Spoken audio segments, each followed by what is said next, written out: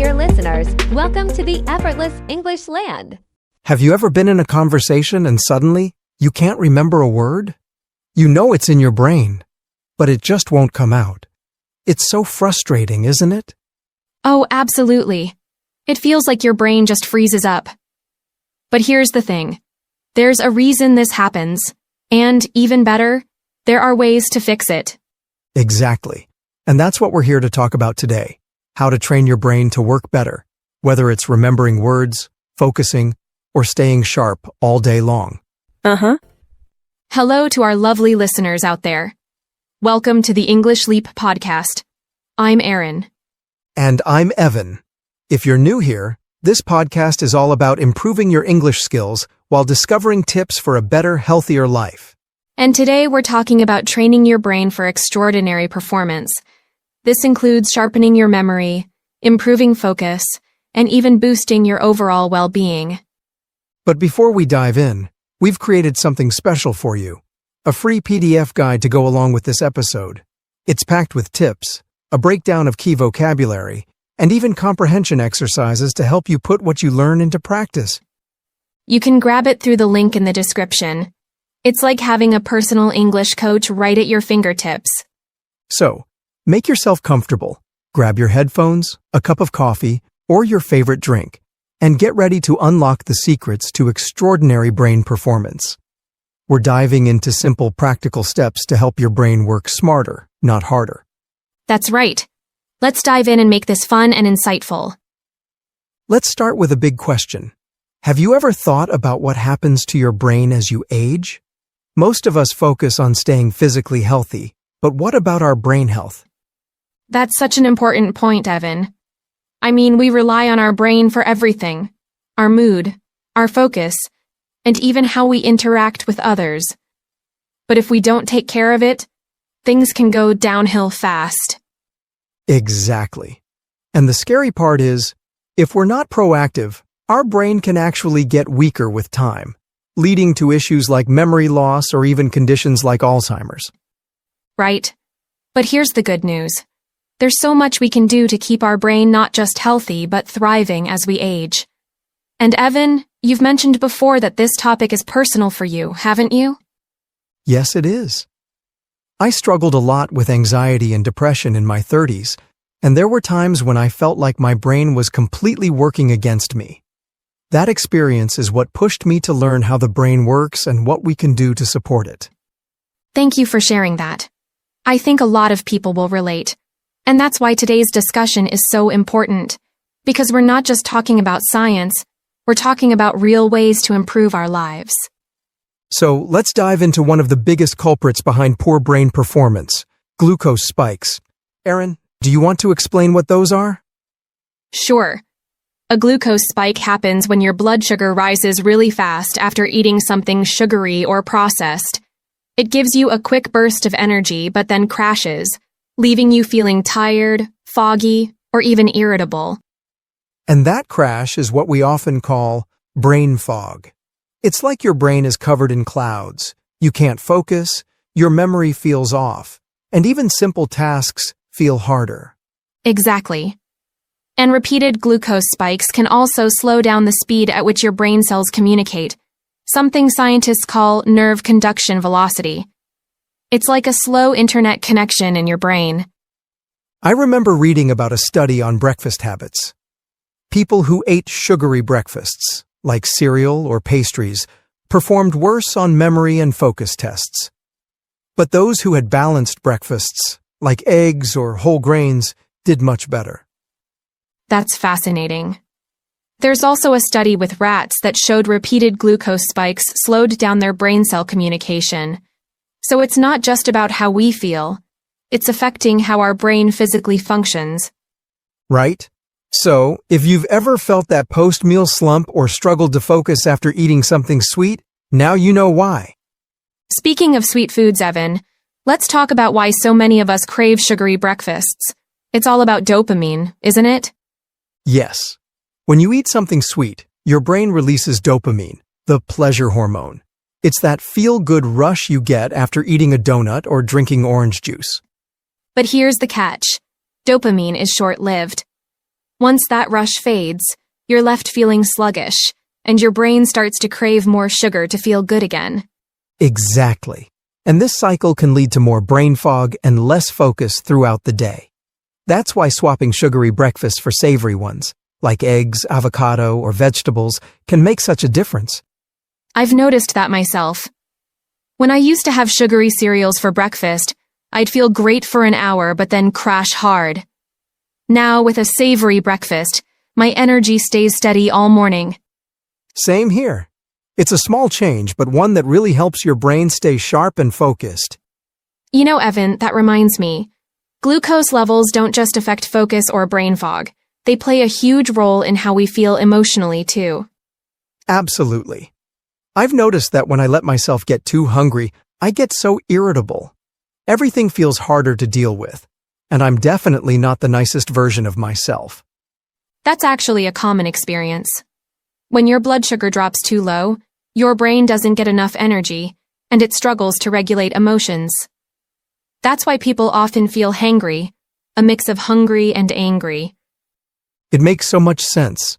I remember reading about that study with married couples. The researchers measured how often people felt annoyed with their partners and found that those with stable glucose levels were much less irritated. Oh yes. That study showed how directly our emotions are tied to our blood sugar levels.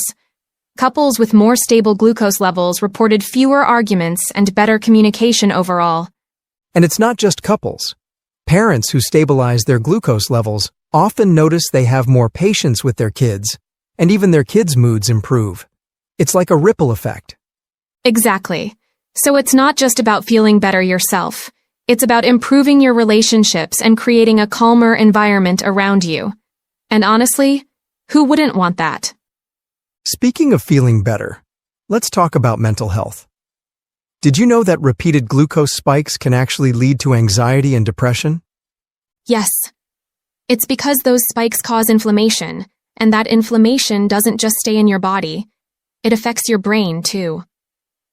Over time, this can make it harder for your brain to regulate emotions. I read about a study that linked insulin resistance, which is often caused by glucose spikes, to an 89% increased risk of developing major depression. That's a staggering number. It really is. And for people who already struggle with mental health, glucose spikes can make their symptoms worse. But here's the good news. Stabilizing glucose levels is a powerful first step toward improving mental health. That's so true. It doesn't solve everything, but it creates a foundation. Once your brain has the energy it needs, you can focus on other things like therapy, mindfulness, or even just enjoying your day more. Exactly. For me, stabilizing my glucose levels was the first thing that helped me feel like I could take control of my mental health. It's such a simple change, but it makes a world of difference. You know, Aaron, the connection between glucose and the brain is even bigger than most people realize. Have you heard that Alzheimer's is sometimes called type 3 diabetes? Yes. It's because Alzheimer's is so strongly linked to insulin resistance in the brain. High glucose levels cause inflammation and damage over time, which can lead to cognitive decline. There's a study that found people with high glucose levels in their midlife were much more likely to develop Alzheimer's later on. It's scary, but it also shows how much power we have to prevent it. Exactly. And the hopeful part is that dietary changes can help. Some studies even show that certain types of cognitive decline can be reversed if you start eating in a way that stabilizes your glucose. That's incredible. So even if someone is already noticing memory issues, it's not too late to make changes that could help their brain. Not at all. Simple steps like eating whole foods, moving after meals, and avoiding sugary snacks can make a big difference. The earlier you start, the better. But it's never too late to protect your brain.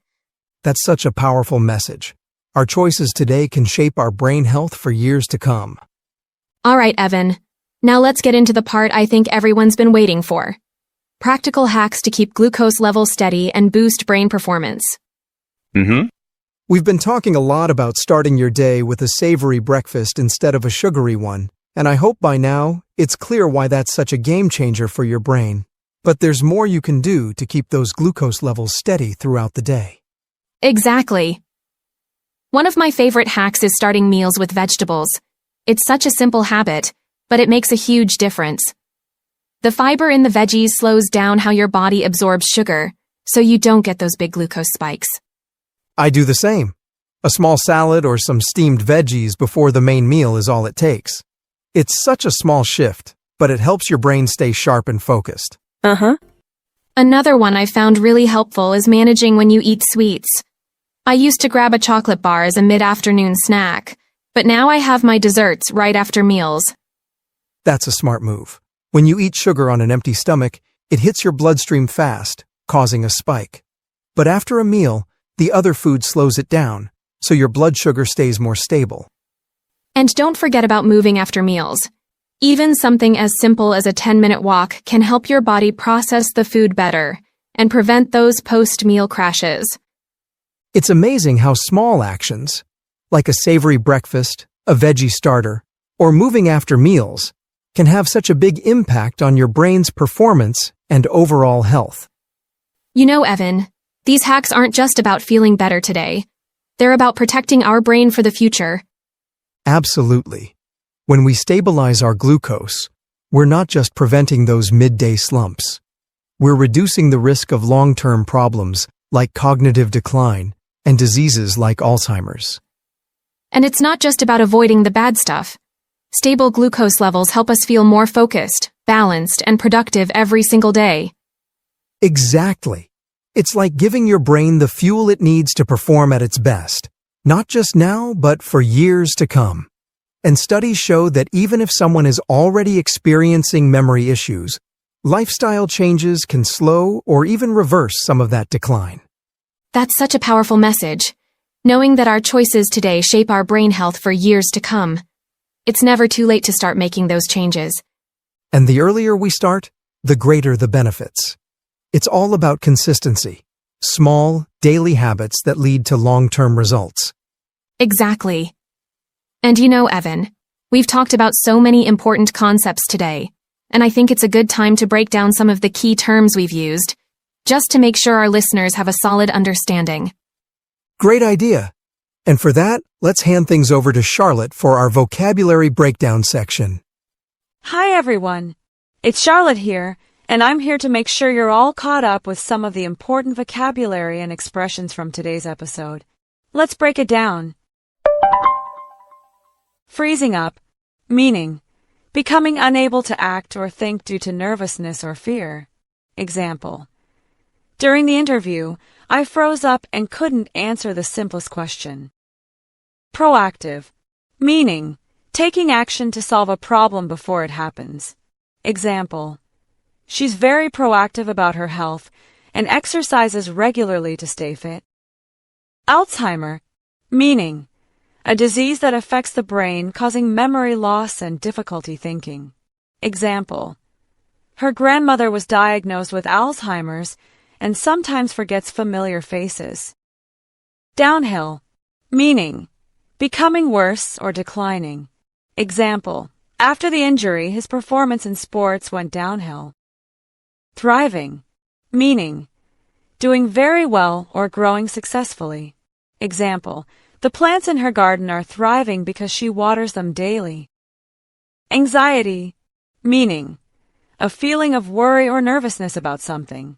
Example: he felt a lot of anxiety before his big presentation at work.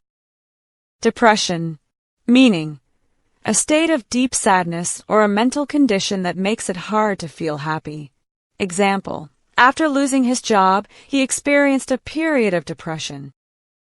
Cognitive decline, meaning a gradual decrease in the brain's ability to think, remember, or make decisions. Example: cognitive decline is common in old age, but staying mentally active can help slow it down. Culprits, meaning the cause of a problem or the one responsible for something bad. Example: the main culprit behind his constant tiredness was his poor diet. Spikes, meaning sudden increases or rises in something. Example: the spikes in his blood sugar levels were caused by eating too much candy. Crash, meaning a sudden drop in energy or performance after a high. Example: after drinking a lot of coffee in the morning, she experienced an energy crash by the afternoon. Slump, meaning a period of low activity, energy, or mood. Example: he was in a slump after failing his exam but eventually started studying harder. Sluggish, meaning moving or acting more slowly than usual. Example: I felt sluggish all morning because I didn't sleep well last night. That's it for today's vocabulary breakdown. I hope these explanations and examples help you understand the key terms we've been discussing. Remember, you can find all of these words and more in our free PDF guide linked in the description. Now let's get back to Erin and Evan. Thanks, Charlotte. That was so helpful. I love how she breaks everything down into such simple and clear explanations. Absolutely. Having those definitions and examples really helps connect the dots, especially when we're talking about something as important as brain health. And with that, I think it's time to wrap things up. We've shared some great tips today, from understanding glucose spikes to practical hacks for keeping your brain sharp and focused. Exactly. The key takeaway? Small, consistent changes, like eating smarter and moving more, can make a big difference for your brain health. And don't forget, you can download our free PDF guide for more tips, vocabulary, and exercises. It's linked in the description. Thanks for joining us on the English Leap podcast. We hope today's episode helps you take the first step toward extraordinary brain performance. Take care, and we'll see you next time. Bye for now. Your progress doesn't end here. To continue advancing your English skills, click on the next video or explore the additional videos we've thoughtfully selected for you.